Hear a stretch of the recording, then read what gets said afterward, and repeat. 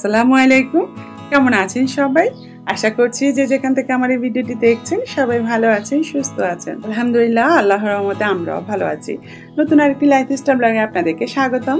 আজকের ব্লগটি এই যে কেক বানানো দিয়েই শুরু করলাম। আর এই কেকের ডেলিভারিটা আমাকে আগামীকালকে সকালই দিতে হবে। তার জন্য রাতের বেলায় কেকটা একদম রেডি করে রেখে দিব। আর যিনি কেকের অর্ডারটা দিয়েছেন উনি হচ্ছে আমার রিপিট কাস্টমার। আমার থেকে অনেকগুলো কেক নিয়েছেন, একবারে উনি ডিজাইন দিয়ে দেয়নি। বললো আর আমি সবসময় ডিজাইনটাই করে দিই, ওনার নাকি ভালো লাগে। তো বললো সব ডিজাইন আমার ভালো লাগে, আপনার মতো করে ডিজাইন করে দেন। আর এই কেকের ডিজাইনটা আমার গ্যালারিতে সেভ করা ছিল, তো ভাবলাম এটাই করে দিই। আর কেকটা ভালোই লাগছিল, কালারটা অনেক বেশি ভালো লাগছিল আমার কেকে। তো এই ডিজাইনটা করার পর আসলেই ভালো লাগছিল। আর উপরে সুগার মানে গোল্ডেন সুগার বলগুলো দেওয়ার পরে মানে আরও ভালো লাগছিল। মানে পুরোটা আমি একদম ভরে দিয়েছি সুগার বল দিয়ে। তারপরেও নিচে মনে হচ্ছে একটু খালি খালি, তারপর একটু ডট ডট দিয়ে বর্ডার করে দিব। তারপর একদম কমপ্লিট করে বক্স করে রেখে দিব, যাতে পরের দিন 11:30টার দিকে আমার কেকটা সুন্দর মতো ডেলিভারি দিতে পারি। তারপর দিয়ে হচ্ছে পয়লা বৈশাখের দাওয়াত খেতে যাব। এই স্পেশাল দিনগুলো মানেই হচ্ছে আমার মায়ের বাসা। তো আমার মায়ের বাসায় সবসময় এইসব দিনগুলো আয়োজন করা হয়। সবসময় পয়লা বৈশাখেও আমার মায়ের বাসায় আমার আম্মা অনেক ধরনের ভর্তা করে, মাছ ভাজি করে। আমরা সবাই সকালবেলা খুব মজা করে পান্তা ভাত খাই। এবারও আমাদের সকালবেলায় আসার কথা ছিল। আব্বা সকালবেলায় ফোন দিয়ে বলছিল তাড়াতাড়ি চলে আসো সবাই নাস্তা করতে, পান্তা ভাত খেতে। তো আমরা বললাম যে না, সকালবেলা আসা যাবে না। আসলে বাচ্চাদেরকে সকালবেলা ঘুম থেকে তুলে আনাটা অনেক কষ্টের। আর আমাদের সকাল আর আমাদের সকাল আলাদা, কারণ হচ্ছে আমাদের সকালটা খুব তাড়াতাড়ি হয় আর আমাদের সকালটা একটু দেরিতে হয়। তো আব্বাকে বলছি যে আপনার সকালবেলা খাবো না, আমরা দুপুরবেলায় খাবো ভর্তা ভাত। তো আব্বা বললো আচ্ছা ঠিক আছে, তাহলে চলে আসো তাড়াতাড়ি করে। তারপরে আস্তে আস্তে অনেক দেরি হয়ে গেছে। এসে দেখি ওনারা সব আয়োজন করে নিয়েছে। এই যে 3 ধরনের মাছ ভাজি, তেলাপিয়া মাছ, রুই মাছ, চিংড়ি মাছ, তারপরে 7 ধরনের ভর্তা, বেগুন ভর্তা, আলু ভর্তা, টমেটো ভর্তা, শুটকি ভর্তা, রসুন ভর্তা মিলে 7 ধরনের ভর্তা করেছে।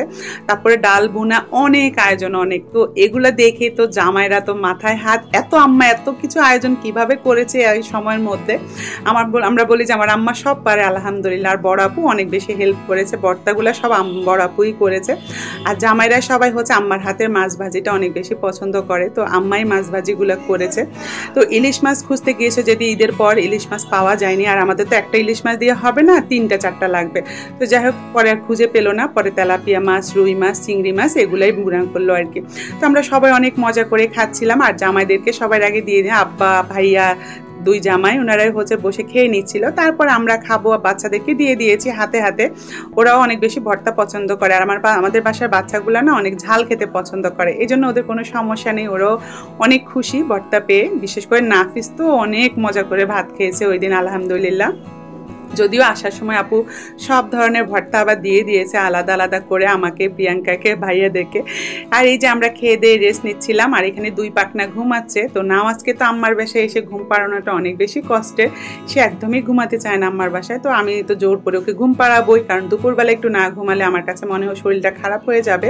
সময় মতো আসলে খাওয়া, ঘুম এই 2টা থাকলে বাচ্চাদের শরীরটা ঠিক থাকে। এই যে বিকালবেলায় আপু নুডলস রান্না করেছে অনেক সবজি দিয়ে, 10 প্যাকেট ম্যাগি নুডলস রান্না করে সবাইকে দিয়েছে। কিন্তু সেই নুডলস খায় না, সে শুধু রান্না করে দেয়। নুডলস রান্নাটা অনেক বেশি মজা হয়। আর এতক্ষণ নাফিসের আব্বু আমাদের সাথে এখানে বসা ছিল নিচে। এখন নাকি তার মাথা ব্যথা করছে এসির ঠান্ডায়, সে হচ্ছে এখন ড্রয়িং রুমে চলে গিয়েছে। আর ওই যে সে মুভি পাগল, সে হচ্ছে তামিল মুভি দেখবে। মানে একটু সুযোগ পেলেই হয়েছে সে তামিল মুভি ছেড়ে বসে থাকে। তো যাই হোক, সে মুভি দেখছে আর নুডলস খাচ্ছে। আমার বাসায় গেলে কোন দিক দিয়ে যে টাইম চলে যায় একদমই টের পাই না।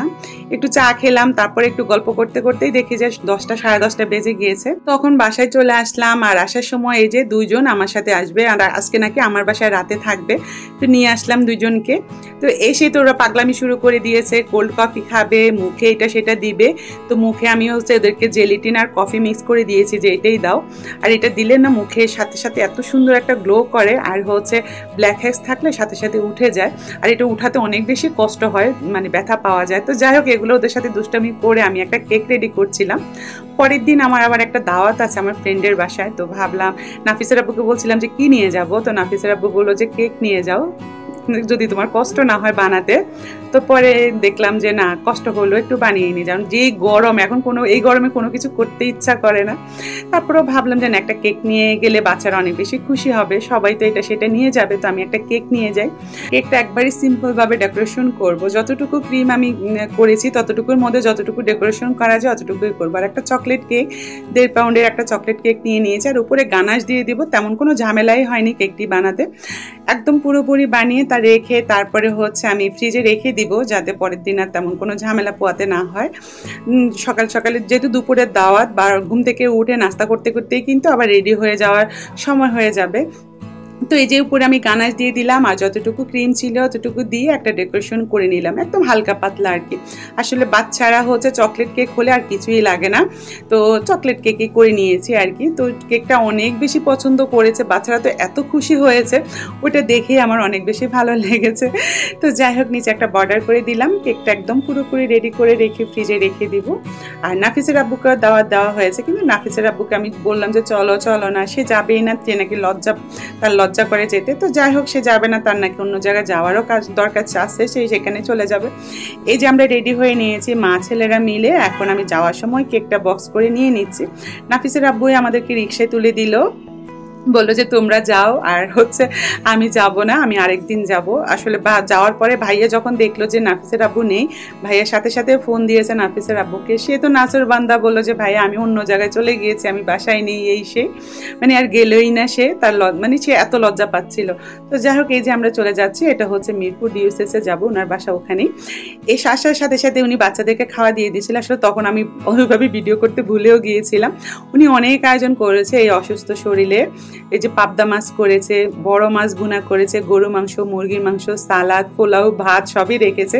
যে বললো যে এই গরমে যদি কেউ পোলাও খেতে না চায় তাহলে ভাত খাবে। তো আমার বাচ্চারা তো খেয়ে নিয়েছে এসে, আমিও নামাজকে সুন্দর মতো খাইয়ে দিয়েছি, আর ওরা রেস্ট নিচ্ছিল। আর আরও কয়েকজন আছে, তারা খেয়ে নিচ্ছিল। আসলে আমাদের ফ্রেন্ডের বাসায় এসেছি, আমার এই ফ্রেন্ডের সাথে আমার এই ফ্রেন্ডশিপ 9 বছরের। তো আমরা 4 জন ছিলাম এক গ্রুপে, একজনকে ঈদের দিন থেকেই খুঁজে পাচ্ছিলাম না, এই জন্য উনাকে আনতে পারি নাই। আর আমরা 2 জন চলে এসেছি আরেক ভাবির বাসায়, উনি একটু অসুস্থ, মানে প্রেগনেন্ট, তো ওনাকে দেখতে আসবো অনেক দিন থেকে, কিন্তু আসাই হচ্ছে না।